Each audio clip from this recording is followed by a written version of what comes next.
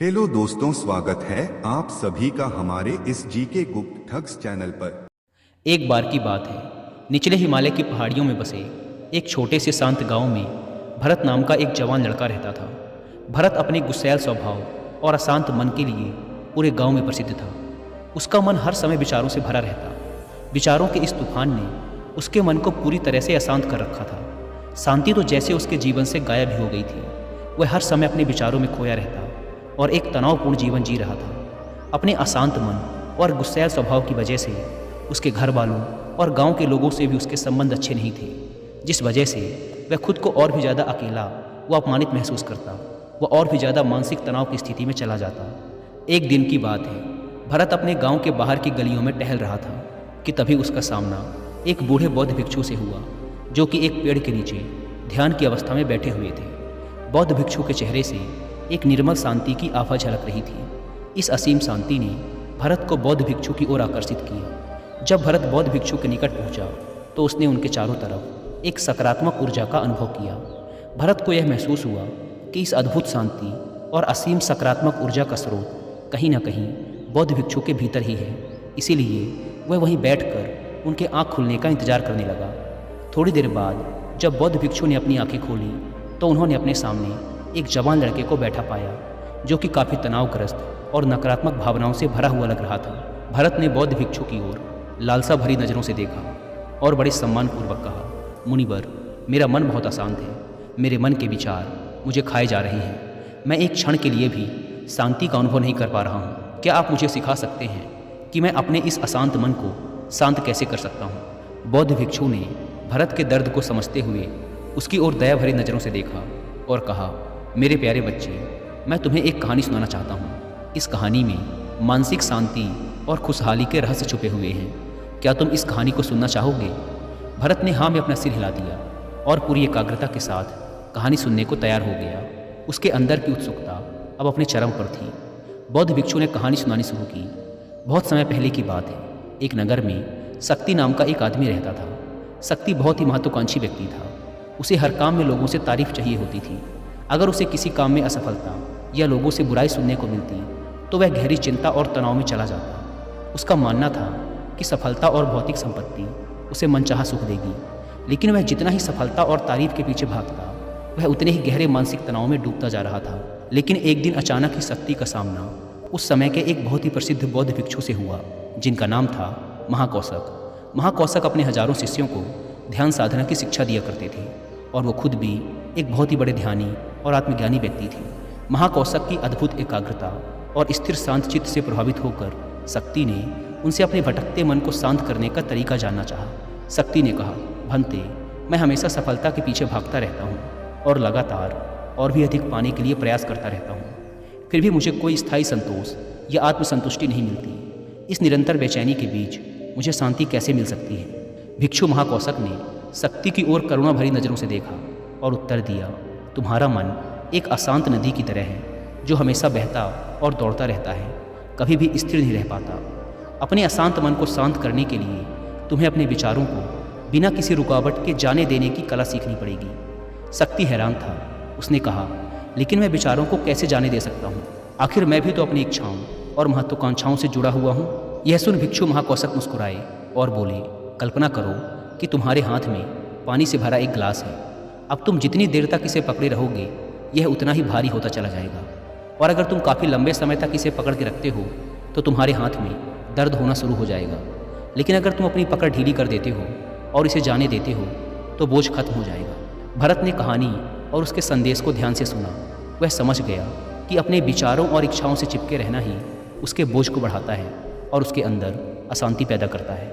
अब भरत को कहानी का अंत सुनने का बेसब्री से इंतजार था। बौद्ध भिक्षु ने कहानी को जारी रखते हुए कहा, शक्ति ने बौद्ध भिक्षु महाकौशक की सलाह को मानते हुए विचारों को जाने देने का अभ्यास करना शुरू कर दिया। वह अपने विचारों और भावनाओं को बिना किसी पूर्व निर्णय के बस आते और जाते हुए देखता। अब उसने विचारों को पकड़ना छोड़ दिया था। उसके अंदर विचार उठते और स्वतः ही समाप्त हो जाते। धीरे धीरे उसे महसूस होने लगा कि उसकी इच्छाएं और लगाव ही उसके सभी दुखों का कारण है। जैसे जैसे शक्ति गहरी साधना में उतरता गया, उसने पाया कि वर्तमान में रहना ही आंतरिक शांति का एकमात्र स्रोत है। वह स्वयं को वर्तमान में स्थिर करके अपने मन की निरंतर बकबक से छुटकारा पा सकता है। धीरे धीरे शक्ति का मन एक शांत सरोवर की तरह हो गया, जो अपने चारों ओर की सुंदर दुनिया को अपने में चित्रित कर लेता है। उसने जीवन की सादगी में संतोष पाकर अति महत्वाकांक्षा और भौतिक संपत्ति के प्रति अपने लगाव को छोड़ दिया। जैसे जैसे लोगों के बीच शक्ति के अंदर हुए इस अद्भुत बदलाव की खबर फैली, दूर दूर से लोग उससे मार्गदर्शन लेने आने लगे। वह लोगों को विचारों को मुक्त करने की कला सिखाकर और स्वयं के भीतर शांति पाने का मार्गदर्शन देकर लोगों के बीच शांति और ज्ञान का प्रकाश स्तंभ बन गया। दोस्तों, मैं यहाँ पर आपको एक रिलेवेंट ऑडियो बुक भी रिकमेंड करूँगा, जिसका नाम है the mindful way to a clear mind, जिसे आप हिंदी में भी सुन सकते हैं कुकू FM ऐप पर।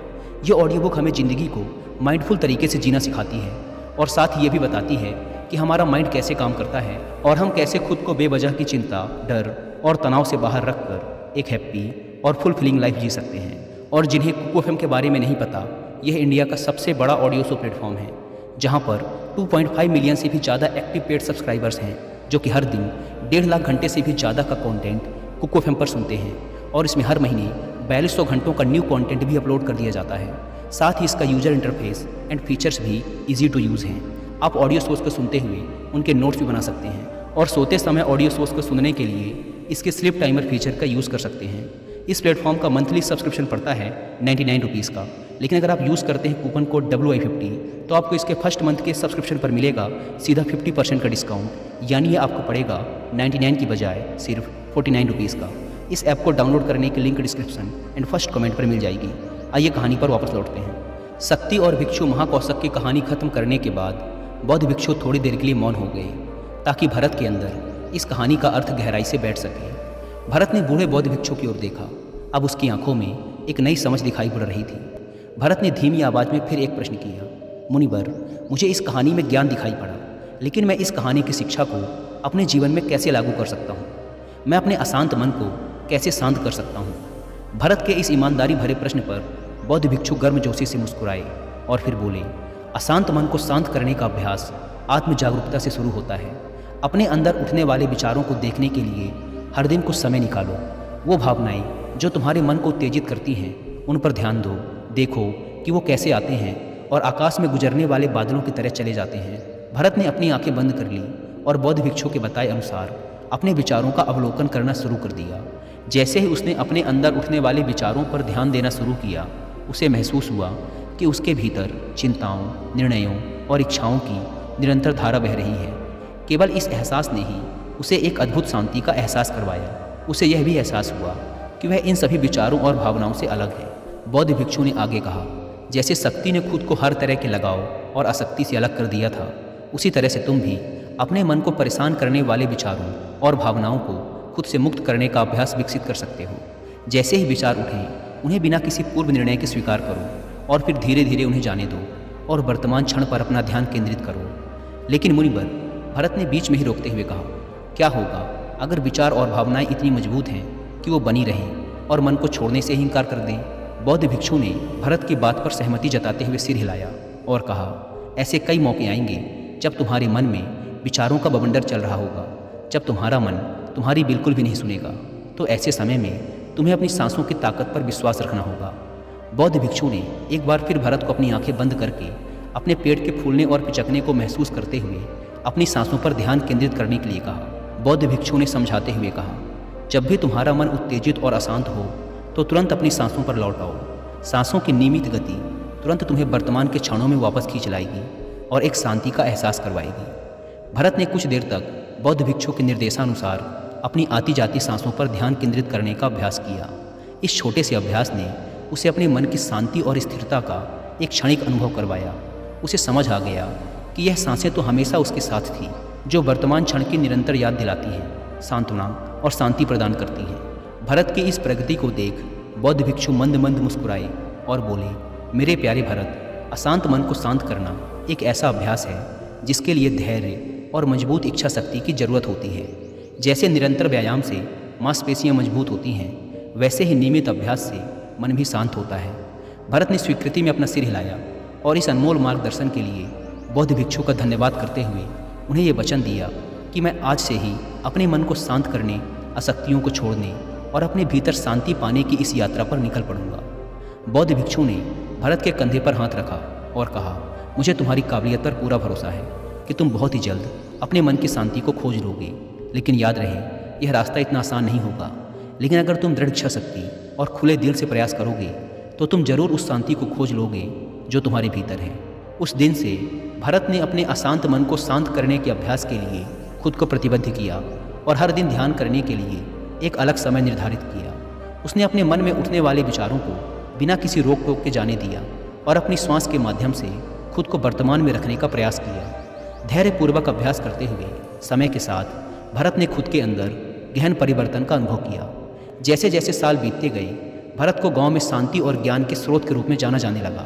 गांव के लोग अपने अशांत मन को शांत करने के लिए भरत के पास मार्गदर्शन लेने आते। भरत ने जीवन की भागदौड़ के बीच दूसरों को आंतरिक शांति पाने में मदद करते हुए बौद्ध भिक्षु की शिक्षाओं और आत्म जागरूकता की शक्ति को साझा किया। इसके साथ ही उसने लोगों को अपने विचारों को मुक्त करने और श्वास पर ध्यान केंद्रित करने की कला सिखाई। इस तरह वह गांव काफ़ी फला फूला। वहाँ के निवासियों ने एक स्थिर और शांत मन के अमूल्य उपहार की खोज की। बौद्ध भिक्षु की शिक्षाओं और भरत के द्वारा कराए जा रहे अभ्यास के माध्यम से विचारों को जाने देने और वर्तमान में रहने की कला दूर दूर तक फैल गई, जिसने कई लोगों के जीवन को बदल कर रख दिया। जैसे जैसे और समय बीता, अशांत मन को शांत करने की भरत की यात्रा का एक जोरदार प्रभाव उसके गांव की सीमाओं के बाहर भी फैला। पड़ोस के गांवों और शहरों के लोग जब भरत के इस जादुई बदलाव की कहानी सुनते तो वह उससे सलाह लेने उसके पास चले आते। भरत उन लोगों के लिए आशा की किरण बन चुका था जो अपने मन के बोझ तले खुद को दबा हुआ महसूस कर रहे थे। भरत की शिक्षाएं सिर्फ सामूहिक प्रवचनों और ध्यान सत्रों तक ही सीमित नहीं थी, बल्कि वह रोज़मर्रा के कामों को जागरूकता के साथ करने पर ज़्यादा जोर देते थे। वह लोगों को याद दिलाते थे कि अपने विचारों और भावनाओं के प्रति जागरूक बनो। तुम दिन भर क्या बोलते हो, आसपास घटने वाली घटनाओं पर कैसी प्रतिक्रिया देते हो, इस पर ध्यान दो। हर एक काम को पूरी जागरूकता के साथ करो। जब भोजन करो तो हर एक निवाले के स्वाद का आनंद लो। जब सूरज की रोशनी में खड़े हो तो उसके किरणों की गर्मी को महसूस करो। लोगों की बातों को पूरे ध्यानपूर्वक सुनो और समझो। ये सभी छोटे छोटे बदलावों ने लोगों के जीवन में चमत्कारिक परिवर्तन ला दिए। भरत की शिक्षाओं से लोगों ने जाना कि जीवन का आनंद और खुशी तो वर्तमान के पलों को जीने में है। दोस्तों, इसी के साथ यह कहानी खत्म होती है। उम्मीद करता हूँ कि आपको इस वीडियो से काफ़ी कुछ सीखने को मिला होगा। और अंत में एक बार फिर याद दिला दूँ कि कुकू FM पर the mindful way to a clear mind book की हिंदी ऑडियो बुक को सुनना ना भूलें। और मंथली सब्सक्रिप्शन पर 50% डिस्काउंट के लिए आप WI50 कूपन कोड का इस्तेमाल भी कर सकते हैं। धन्यवाद।